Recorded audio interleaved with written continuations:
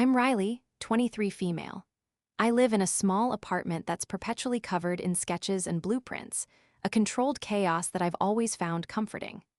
As a recent graduate of architecture, my life for the past 5 years has been a marathon of sleepless nights, fueled by coffee and a singular, burning ambition. This story is about how that ambition was nearly stolen from me by the one person I should have been able to trust the most, my own sister. Before this story unfolds, I'd love to connect with you. Please let me know in the comments where you're watching from and what time it is in your corner of the world. It's amazing to see how far these stories can travel. For as long as I can remember, my life has been a competition I never signed up for. My sister, Sophia, is 3 years older than me, and in our family, that made her the benchmark. She was the first to ride a bike, the first to get her driver's license, the first to graduate from university. My parents, bless their hearts, never intended to foster rivalry, but their constant comparisons did the job for them.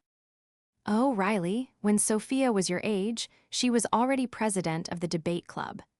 Sophia's grades were always perfect, you should ask her for help. It was a constant, low hum of inadequacy that followed me through my childhood. Sophia thrived on it. She was charismatic, polished, and knew exactly how to play the part of the perfect older daughter. She pursued a business degree and landed a marketing manager job right out of college, complete with a sharp wardrobe and a salary that made my student debt feel even heavier. I, on the other hand, was the artistic one. My passion for architecture was seen as a quaint hobby rather than a serious career path. My parents worried about my job prospects, while Sophia just seemed quietly smug, as if my creative path was proof of my inherent lack of seriousness compared to her corporate climb. The one place I felt I could truly excel, where the comparisons didn't matter, was in my work. My final year at university was all-consuming, centered on a single goal: the prestigious internship at Atelier Dubois, a legendary architectural firm in Paris. It wasn't just an internship, it was a career maker. They took only 3 interns globally each year. Getting it would be like winning the lottery. My mentor and favorite professor, Dr. Anya Sharma, was the one who pushed me to apply. "Your portfolio is exceptional, Riley," she'd told me, her eyes sharp and encouraging. "You see space and light in a way few students do. You have a real chance." Her belief was the fuel I needed. I poured months into my application. I refined my portfolio until every line was perfect, wrote and rewrote my personal statement, and spent weeks creating a bespoke design concept just for the application: a small, sustainable community center for a neglected Parisian neighborhood. It was the best work I had ever done. The application was sent off in January, with a notification date listed as early April. The wait was agonizing. From February to March, I checked my email a dozen times a day. Our family home, where I was staying temporarily after graduation to save money, had a shared mailbox at the end of the long driveway. Every day, I'd make the walk, my heart pounding with a mix of hope and dread. Sophia would often get the mail first on her way home from work. "Anything for me?" I'd ask, trying to sound casual. "Just bills and junk mail," she'd usually reply with a dismissive wave, dropping the pile on the kitchen counter for our parents to sort through. The first week of April came and went. Nothing. Then the second week. My hope began to curdle into a familiar sense of disappointment. I started to tell myself that I had been naive to even think I had a shot. The other applicants were probably from Ivy League schools, with connections I couldn't even imagine. Dr. Sharma tried to keep my spirits up. "These things often run late, Riley. Don't lose hope yet." But it was hard not to. Meanwhile, Sophia was having the best year of her life. She got a promotion, a new company car, and was constantly talking about her team's successful campaigns. At family dinners, she would hold court, telling stories about client meetings and office politics, while I would sit there, feeling smaller and smaller. My parents would hang on her every word, their faces beaming with pride. When they turned to me, their questions were always tinged with concern. "Have you heard back from any of those firms yet, honey? Don't worry, something will turn up. Maybe you can look for something local to start." Every well-meaning comment felt like a tiny paper cut. They didn't understand that this internship was my entire plan, the first step on a ladder I had so carefully designed for myself.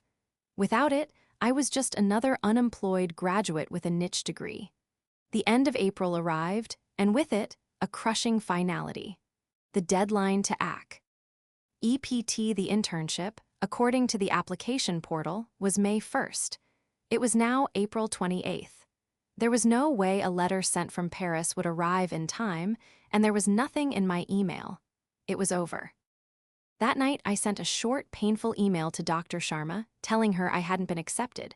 Her reply was kind but couldn't soothe the ache of failure. I felt like a fool. All that work, all that hope, for nothing. For the first time, I started to believe what Sophia's condescending smiles had always suggested, that I had aimed too high, that my dreams were unrealistic. The next few days were a blur of numb disappointment. I stopped walking to the mailbox. What was the point? The dream was dead. The golden envelope I had pictured in my mind for months, with its elegant Parisian postmark, was never going to arrive, or so I thought. I had no idea that the envelope had already arrived weeks ago and was sitting just one room away from me, its contents a ticking time bomb set to destroy my future. May 1st came and went, marking the official death of my dream. The date circled in red on my calendar was no longer a beacon of hope, but a tombstone. I tried to pull myself together to start looking for local, uninspiring junior draftsman positions, but my heart wasn't in it. Every rejection email, and there were many, felt like another confirmation of my failure. The world felt gray and dull. The vibrant future I had imagined, sketching in a sunlit Parisian studio, had been replaced by the grim reality of my childhood bedroom. My family, in their own way, tried to be supportive. My mom would make my favorite meals, and my dad would awkwardly pat my shoulder, telling me, the right thing will come along. Sophia's support, however, was laced with a particular kind of poison. She'd say things like, well, maybe it's for the best. Paris is so expensive, you would have been broke. Or, don't worry, little sis, not everyone is meant for the fast track. You'll find a nice, stable job here, and we can still have our Sunday dinners. Every word dripped with condescension, framing my colossal failure as a cute, predictable stumble. She was no longer just the successful older sister. She was the wise, pragmatic one, and I was the foolish dreamer who had finally woken up.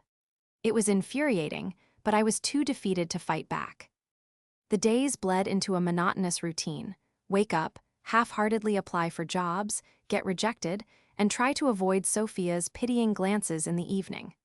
My room, usually a vibrant mess of creative energy, became a cave. I stopped sketching for fun. The tools that once felt like an extension of my hand now felt alien and heavy. What was the point of designing buildings I would never get to build? About 2 weeks into May, my mom announced she was doing a massive spring clean of the entire house. This included a deep purge of the home office, a room that had become a dumping ground for old paperwork, forgotten electronics, and general household clutter. I want everything that isn't essential gone, she declared. Riley, since you have some time on your hands, you can help me sort through the paper recycling. The phrase, time on your hands, stung, but I agreed. Anything was better than staring at my laptop screen. We spent the afternoon in the dusty office, sorting through stacks of old magazines, expired coupons, and my dad's decade-old bank statements. My designated task was to go through the large paper recycling bin and make sure nothing important, like a stray bill or an important receipt, had been tossed in by mistake before we took it out to the curb. It was a mind-numbingly boring task. I was on autopilot, my hands mechanically sifting through shredded junk mail and old newspapers. And then I saw it. Tucked deep at the bottom of the bin, underneath a pile of glossy grocery store flyers, was a flash of gold. Not the yellow of a standard envelope, but a deep, burnished gold. My heart gave a strange little jolt. It was crumpled and slightly torn, as if someone had tried to rip it up but had given up halfway. With trembling fingers, I pulled it out. The paper was thick and expensive. In the top left corner, embossed in elegant navy blue lettering, was the logo for Atelier Dubois. For a moment, I couldn't breathe. The air in the room seemed to vanish. My hands started to shake so badly I could barely hold the envelope. It was addressed to me. The postmark was faint, but I could make out the date, April 4th. It had arrived over a month ago.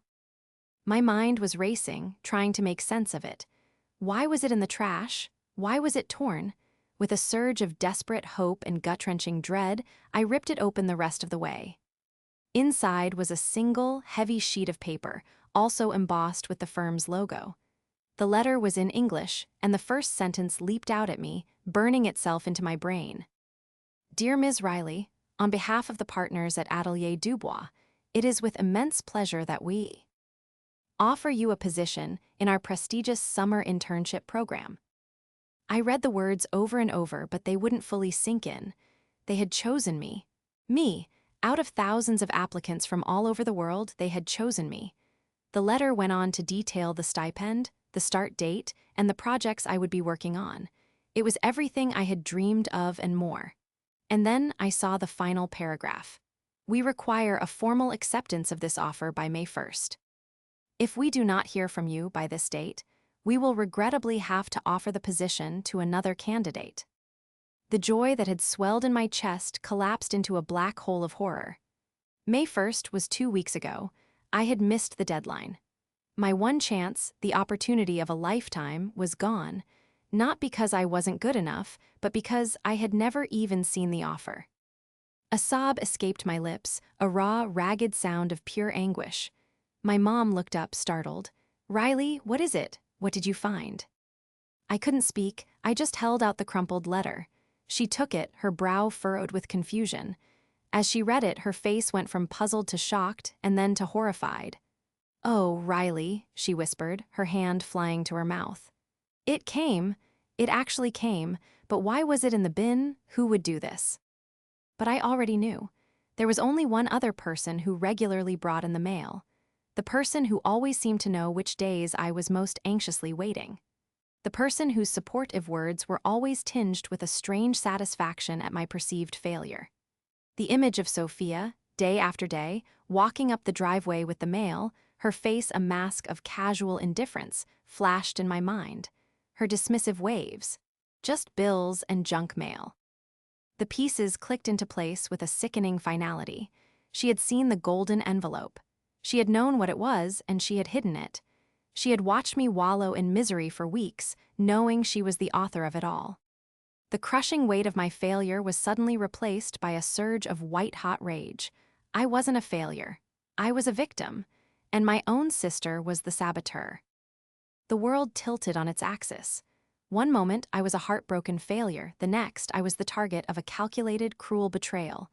The grief didn't vanish, but it was now overshadowed by a burning, righteous fury. My mother, seeing the storm gathering on my face, immediately went into damage control. Now, let's not jump to conclusions, she said, her voice trembling slightly. It could have been a mistake. Maybe it got mixed in with the junk mail by accident. An accident? I choked out, the words tasting like acid. It was at the very bottom of the bin, Mom, and it's been torn. Does that look like an accident to you? I held up the mangled envelope. The evidence was damning. This wasn't a mistake, it was an execution. My father came into the room, drawn by the commotion. My mother quickly explained, showing him the letter. His reaction was one of stunned disbelief. Sophia wouldn't do that, he said, shaking his head, his immediate instinct to defend his golden child. There must be some other explanation. Their denial was like gasoline on a fire. They didn't want to believe it because accepting it meant acknowledging a darkness in their perfect daughter that they had refused to see for years. They saw Sophia, the successful manager, the pride of the family. I saw the girl who had accidentally broken my prize-winning science fair project in middle school, the teenager who had borrowed my favorite dress for a party and returned it with an unremovable stain, the young woman who offered condolences that felt more like congratulations. This wasn't a new behavior.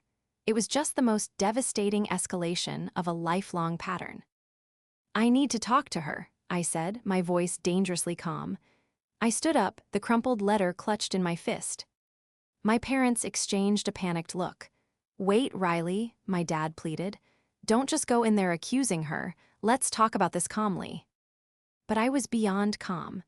I stormed out of the office and down the hall to Sophia's room. Her door was closed. I didn't bother knocking. I threw the door open with such force that it slammed against the wall. She was sitting at her vanity, perfectly made up, scrolling through her phone. She looked up, her expression of annoyance quickly shifting to one of alarm at the sight of my face. "What is your problem?" she demanded, her voice sharp. I didn't say a word. I walked over to her and threw the crumpled letter and the golden envelope onto her pristine white vanity, right next to her expensive perfumes and makeup palettes. She flinched as they landed. Her eyes darted down to the letter, and for a split second I saw it, a flicker of pure panic. It was all the confirmation I needed. She knew exactly what it was. But just as quickly, the mask of composure snapped back into place. She feigned confusion, picking up the letter. "What's this?" she asked, her voice a little too high-pitched. She scanned it, her eyebrows raised in mock surprise. "Oh my God, Riley, you got in? That's amazing, but the deadline, why didn't you say anything?" The audacity of her performance was breathtaking. She was playing the part of the supportive sister, feigning shock and sympathy. "Don't you dare," I whispered, my voice shaking with rage. "Don't you dare pretend you haven't seen this before. I found it in the recycling bin, the one in the office, the one you've been filling with junk mail for the past month." Sophia's face paled slightly, but she held my gaze. "In the recycling? You're kidding, it must have gotten mixed up. Oh, Riley, that's horrible. I can't believe it." "Stop lying," I finally screamed, the sound tearing from my throat. "You did this. You took the mail every day, you saw this envelope, and you hid it. You let me believe I failed." My parents had followed me and were now standing in the doorway, looking horrified. "Sophia, is this true?" my mom asked, her voice barely a whisper. "Of course not," Sophia cried, turning to them, her eyes welling up with perfectly timed tears. "I would never do something like that. She's just upset and she's looking for someone to blame. You know how dramatic she gets." She looked at me with an expression of deep, theatrical hurt. "I can't believe you would accuse me of something so monstrous." It was her word against mine. And in our family, her word had always been worth more. I could see the doubt in my parents' eyes. They were caught between the undeniable evidence in my hand and the daughter they had always put on a pedestal. It was easier for them to believe in a tragic accident than a malicious act of sabotage. Defeated and shaking, I knew I couldn't win this battle with just accusations. She would lie her way out of it, painting me as the unstable, jealous little sister. I needed more than just the crumpled letter. I needed irrefutable proof. I backed out of her room, my parents' concerned faces blurring through my own tears. I went back to my room and locked the door, my mind a chaotic whirlwind. The rage was still there, but now it was joined by a cold, clear thought. She had made a mistake. She had underestimated me. She thought that by throwing the letter away, she had erased her crime. But all she had done was leave behind a shred of evidence, and I was going to use it to find more. My grief had turned into a mission. I wasn't just going to expose her. I was going to make sure she understood the full scope of what she had tried to take from me. The fight wasn't over. It had just begun.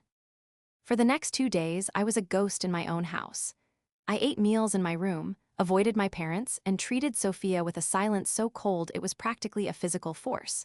She, in turn, played the wounded party, sighing dramatically whenever I was near and speaking to our parents in hushed, concerned tones about my fragile state. They were buying it, of course. They kept trying to talk to me, urging me to let it go and try to move on, as if I were the one creating the conflict. Their willful blindness was almost as painful as Sophia's betrayal. But I wasn't just grieving, I was thinking.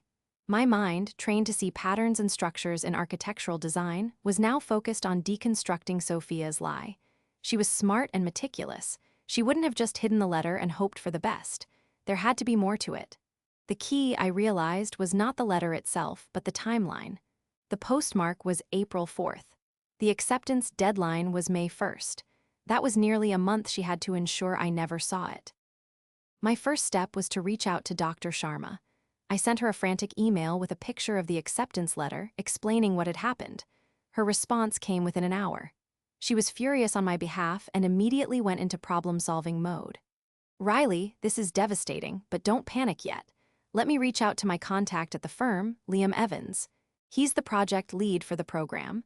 I can't promise anything, but explaining the situation is our only shot. In the meantime, see if you can find out anything else. Anything that proves this was deliberate. Her message gave me a sliver of hope, a tiny light in the suffocating darkness. While she worked her end, I started my investigation at home. I began with the mail. Our mailbox was a standard rural type, about a quarter-mile down our driveway. Sophia usually got home from work around 5:30 p.m., while I was often locked in my room or out running errands. It was easy for her to have intercepted it, but how could I prove it? Then I remembered our home security cameras. My dad, ever the tech enthusiast, had installed a system a few years ago. One camera was pointed directly down the driveway, covering the mailbox. The system recorded to a local hard drive in the office and was set to overwrite footage every 30 days. I did T. He mathed frantically. The letter arrived on April 4th. Today was May 17th. The footage would be long gone. My heart sank. Of course Sophia would know the 30-day limit. She had helped my dad set the system up. It felt like a dead end, but I refused to give up. I started thinking about her digital footprint. Sophia lived on social media, curating a perfect image of her life. Maybe she'd slipped up. I spent hours scrolling through her Instagram, her Facebook, her Twitter, going back to early April. It was the usual stream of work achievements, brunches with friends, and stylish outfits. Nothing seemed out of the ordinary. Then I had an idea. I thought about how she reacted when I confronted her. She wasn't just defensive, she was prepared. Her performance was too polished, her tears too quick. It was as if she had already rehearsed the scene in her head. This suggested she had been actively tracking the situation. I went to the family computer in the office, the one everyone used for quick searches. I opened the browser and went to the search history. My parents were not tech-savvy, they never cleared it. I started scrolling back day by day to early April.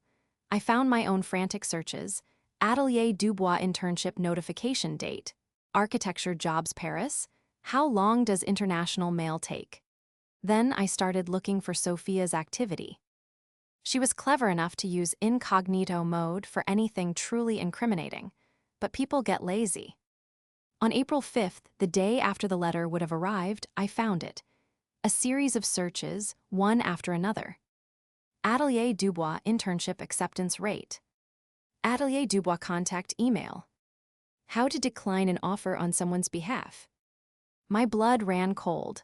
The last search was the smoking gun. She hadn't just hidden the letter. She had considered actively impersonating me to kill the opportunity for good. I took a photo of the search history with my phone, my hand shaking. This was the proof I needed. This wasn't a mistake. This was a premeditated attack on my future. I kept digging. I noticed another search from that same day, University of Chicago Booth School of Business MBA program. That was odd. Sophia had always claimed she was perfectly happy with her job. I clicked the link. It was for a highly competitive, very expensive MBA program. I looked at the application requirements. They were intense. Stellar work experience, high GMAT scores, and compelling personal essays. One section caught my eye. A question about overcoming a significant personal or professional challenge.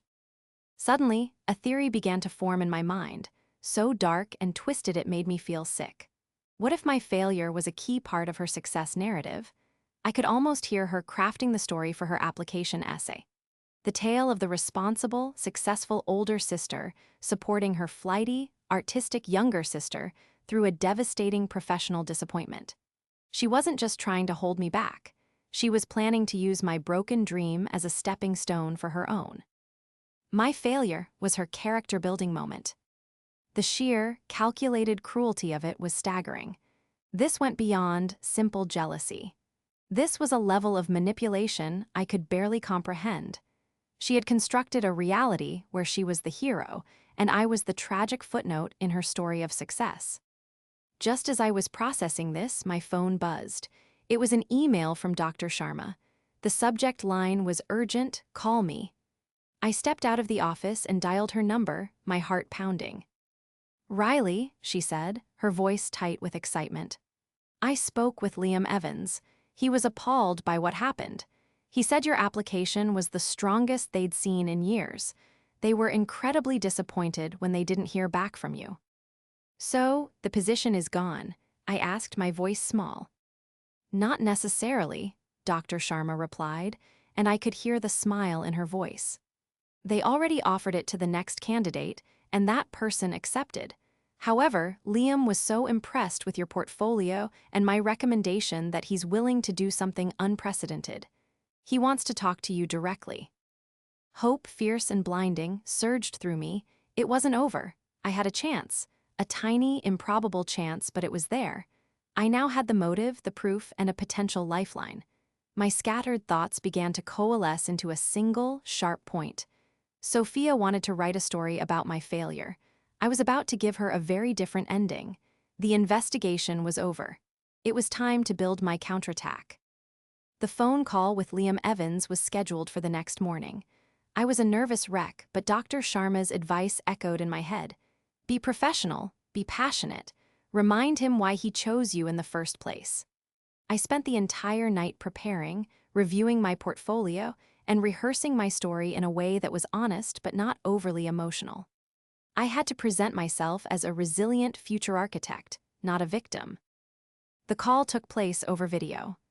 Liam Evans was younger than I expected, with a kind, intelligent face. He listened patiently as I explained the situation, sticking to the facts. The letter had been maliciously withheld. I only discovered it 2 days ago, and the internship was my ultimate career goal. I didn't name Sophia. I simply referred to a family member. When I finished, he was quiet for a moment. "Riley," he said, his expression serious, "what happened to you is unacceptable, and frankly, it exposes a flaw in our process. We rely solely on post for our official offers. That will be changing because of this." He paused. "As I told Dr. Sharma, the 3 official intern positions are filled. The contracts are signed. My hands are tied there." My heart plummeted. This was it, the final nail in the coffin. "However," he continued, a small smile playing on his lips, "your project proposal for the Petite Cinture Community Center was, without exaggeration, brilliant. It's thoughtful, innovative, and deeply respectful of the local culture. It's exactly the kind of work we want to be known for. So, I made a few calls." He leaned closer to the camera. "This is highly unorthodox, but I've managed to secure a special budget.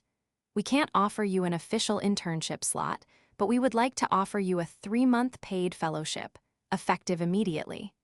You would work directly with me as a junior designer on the preliminary feasibility study for a project very similar to the one you proposed. It's real, Riley. We want you to help us bring your vision to life." I was stunned into silence. A fellowship? Working directly with him on my dream project? This wasn't just a consolation prize. In some ways, it was even better. It was a more focused, more prestigious role. It was a lifeline transformed into a promotion. "The pay will be equivalent to the intern stipend," he went on, "and will assist with your housing and visa paperwork. We'll need you in Paris as soon as you can get here. Are you interested?" Tears streamed down my face, but this time they were tears of overwhelming relief and joy. "Yes," I managed to say, my voice thick with emotion. "Absolutely, yes, thank you. I don't know how to thank you." "Don't thank me," he said warmly. "Thank your talent. We'll have HR send over the official offer by the end of the day. Welcome to the team, Riley." After the call ended, I sat in stunned silence for a full 10 minutes before letting out a jubilant scream. I had done it. Against all odds, I had turned the worst moment of my life into the biggest opportunity. But my joy was quickly followed by a cold, hard resolve. My future was secure. Now, it was time to deal with my past. Sophia had tried to burn down my dream, and I was about to build a skyscraper on the ashes and make sure she had a front row seat for the groundbreaking. My plan began to form, not as a messy act of revenge, but as a carefully designed piece of architecture. It needed a solid foundation, a strong structure, and a dramatic unveiling. The foundation was the proof. I had the photo of her search history. I went back to the recycling bin and carefully retrieved the crumpled golden envelope, smoothing it out and placing it, along with the letter, into a protective sleeve. This was Exhibit A. The structure was the narrative. I couldn't just scream at her in the hallway again. I needed an audience. I needed to dismantle the perfect image she had so carefully crafted for my parents and the world. The perfect venue presented itself almost immediately. My parents, in an attempt to get things back to normal, had scheduled their annual family and friends summer barbecue for the upcoming weekend. It was a big event. Aunts, uncles, cousins, and my parents' closest friends would all be there. And Sophia, of course, would be the star of the show, flitting between guests, basking in their admiration. It was the perfect stage. The final piece, the dramatic unveiling, required a bit of stagecraft. I spent the next 2 days setting it up. I accepted the official fellowship offer from Atelier Dubois and immediately started the visa process. I booked a one-way flight to Paris for the following week. I kept all of this a complete secret from my family. To them, I was still the depressed, aimless daughter, locked in her room. Then, I did something Sophia would appreciate. I focused on the marketing. I put together a small, elegant presentation on my laptop. It started with a simple title slide, My Summer Plans. It included a screenshot of the fellowship offer letter from Liam Evans, photos of the firm's gorgeous Parisian office, and a detailed description of the project. I would be working on the project based on my own design. The day before the barbecue, I approached my parents. I put on a somber face and told them that I had something I wanted to share with the family at the party. I've been doing a lot of thinking, I said quietly, and I've made some decisions about my future. I'd like to thank everyone for their support during this difficult time. They were thrilled. They thought I had finally come to my senses and was going to announce I'd taken a local job. Of course, dear, my mother said, beaming. We can have a toast to your new chapter. A toast, I said, a slow smile spreading across my face. That's a perfect idea. The stage was set. The audience was invited. The star of the show had no idea she was about to be recast as the villain in a story she thought she was directing. The day of the barbecue was bright and sunny, a perfect summer afternoon that felt like a cruel joke. The backyard was filled with the cheerful sounds of laughter and clinking glasses. My aunts and uncles patted me on the back, offering a mix of sympathy and unsolicited career advice. Don't you worry, Riley, you're a smart girl. You'll land on your feet. Every word was a reminder of the false narrative Sophia had allowed to flourish. Sophia herself was in her element. She wore a stylish white sundress, looking every bit the effortlessly successful daughter. She moved through the crowd with grace, accepting compliments on her recent promotion and telling animated stories about her work. She was holding court by the grill when my dad, beaming, tapped his glass for attention. If I could have everyone's attention for a moment, he announced. We'd like to raise a glass. As you all know, Riley has had a bit of a tough time lately with her job search, but she's shown incredible resilience. She has an announcement she'd like to make about her next chapter. A hush fell over the crowd. All eyes turned to me. Sophia shot me a look of patronizing encouragement, a little "you can do it" smile that made my skin crawl. She thought she knew what was coming. She thought this was my moment of quiet surrender, of accepting a lesser path. I took a deep breath and stepped forward, my laptop in hand.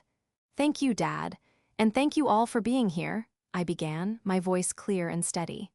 It's true that the last few weeks have been very challenging. I thought I had failed to achieve a dream I worked towards for years, but I recently discovered that I didn't fail. I was sabotaged. A confused murmur rippled through the guests. Sophia's smile faltered. My parents looked utterly bewildered. I applied for a very competitive internship in Paris a few months ago, I continued, connecting my laptop to the large portable speaker my dad used for music. I was told I was one of the top applicants, but I never heard back. I assumed I was rejected. I spent a month believing that, feeling like a complete failure. Then, a few days ago, I found this.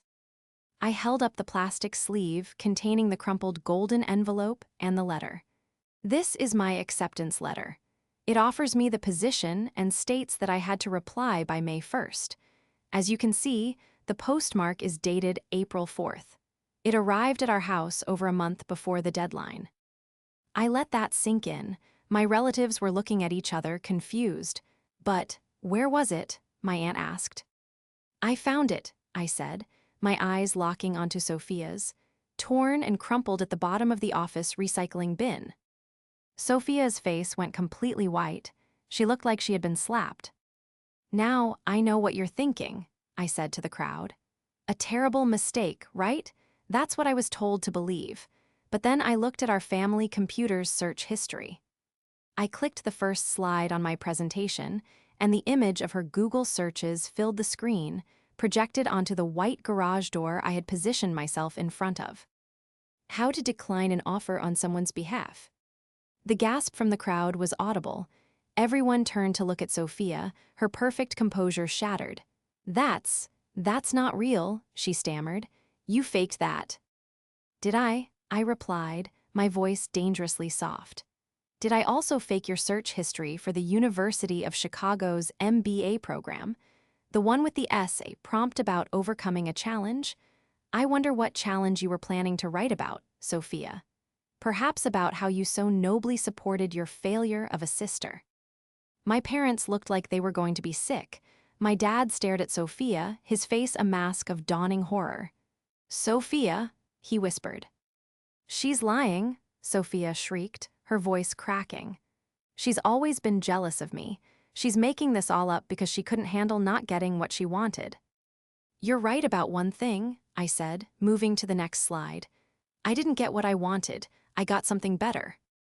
On the screen appeared the official fellowship offer from Atelier Dubois, with Liam Evans's signature clearly visible. Because when the firm found out that my acceptance letter had been intentionally hidden from me, they were so appalled that they created a brand new position for me. A paid fellowship. I'll be working as a junior design. On a major project in Paris. My own project, actually, the one from my application. I clicked again, showing a picture of the stunning firm office, then another of the neighborhood where my community center would be. My flight leaves on Tuesday.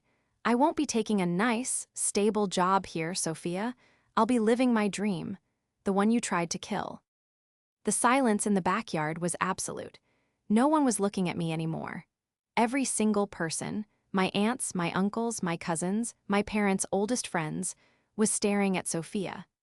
They were seeing her for the first time, not as the golden child, but as the cruel, manipulative person she truly was. The carefully constructed image she had spent her entire life building had been demolished in under 5 minutes. Tears of humiliation and rage streamed down her face. She looked at our parents pleadingly. Aren't you going to say something? She's trying to ruin my life.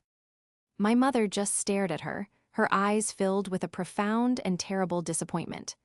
My father, who had defended her so staunchly, simply shook his head, unable to even look at her. So, yes, I concluded, picking up my glass. Let's have a toast to my new chapter, and to my sister, Sophia, who taught me the valuable lesson that sometimes the people closest to you are the ones you should trust the least. I raised my glass. No one joined me. Sophia let out a choked sob, turned, and fled into the house, the sound of a slamming door echoing across the silent yard. The party was over. The aftermath of the barbecue was like a controlled demolition. The family and friends left quickly and quietly, offering me brief, stunned hugs and avoiding my parents' eyes. The house fell into a heavy, oppressive silence. Sophia had locked herself in her room and refused to come out. My parents, for their part, were shattered. All the years of casual favoritism, of propping Sophia up while casually dismissing me, had culminated in this public humiliation. They were forced to confront the monster they had helped create. My dad was the first to approach me. He found me in the kitchen, packing the last of my things. He looked older, defeated. Riley, he started, his voice thick with emotion. I am so sorry. We were blind. We always saw what we wanted to see in your sister. We failed you. It was the most honest thing he had ever said to me. I simply nodded. An apology couldn't erase 23 years of feeling second best, but it was a start. My conversation with my mom was harder. She was wrestling with a deeper sense of guilt. "I should have known," she whispered, tears rolling down her cheeks. "All those little things over the years, I ignored them. I let her get away with it. I'm so sorry I didn't protect you from your own sister." I told them both the same thing: I need time. I wasn't ready to forgive them, but for my own sake, I was willing to leave the door open for a future where we could rebuild. My relationship with them was fractured, but perhaps not irreparable. My relationship with Sophia, however, was a pile of rubble. She never spoke to me again before I left. She slipped out of the house early on Monday morning and didn't return. She couldn't face me. She couldn't face our parents. She had been so confident in her power over me and our family dynamic that she never considered a world where her actions would have consequences. She flew too close to the sun, and the truth had melted her wings. 2 days later, I was on a plane to Paris. The feeling of the wheels lifting off the tarmac was one of the most profound moments of my life. It was more than just a flight. It was an escape. I was leaving behind the toxic ecosystem of my family, the weight of lifelong comparisons, and the girl who sobbed on her bedroom floor. Paris was everything I had dreamed of and more. My fellowship at Atelier Dubois was challenging, exhilarating, and deeply rewarding. Liam Evans became a true mentor, pushing me to refine my ideas and teaching me the practical side of a business I had only ever studied in theory. I wasn't just an intern fetching coffee, I was a valued member of the team. My contributions were respected, my designs were praised, and for the first time, I felt my professional worth was being judged purely on the merit of my work. I found a tiny apartment in Le Marais with a balcony overlooking a classic Parisian courtyard. I spent my weekends exploring museums, sketching in cafes, and making friends with people from all over the world who knew nothing of my family history. I was just Riley, the architect. I was building a new life, one blueprint at a time. I kept in touch with my parents through short, regular phone calls. They were trying slowly to repair the damage. They told me that Sophia had moved out of the house and taken an apartment across town. She had quit her job, telling her boss it was for personal reasons. The humiliation had been too much to bear. Our MBA application, I later learned, was rejected. It seems a personal essay built on a lie doesn't have a very strong foundation. She had lost everything: her career momentum, her pedestal at home, and the respect of everyone who had witnessed her downfall.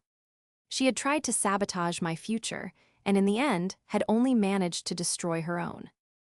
A year after I moved to Paris, my 3-month fellowship was extended, then converted into a full-time position as a junior architect. I was officially living my dream. One evening, I was sitting on my balcony, sipping a glass of wine and looking over the sketches for my first solo project. My phone buzzed with a text from an unknown number. "I know it's too late," it read, "but I'm sorry for what I did. I was jealous." It was from Sophia. I stared at the message for a long time. The old Riley would have felt a surge of anger or maybe even a flicker of pity. But the woman I had become felt nothing. Her apology was for her, not for me. It was an attempt to soothe her own conscience. I didn't reply. I simply deleted the message, took a sip of my wine, and turned my attention back to my blueprints. My foundation was solid, my structure was sound, and my view was spectacular. Some people try to tear you down, but they don't realize they're just clearing the ground for you to build something better and taller in its place. And from up here, I didn't have to look down.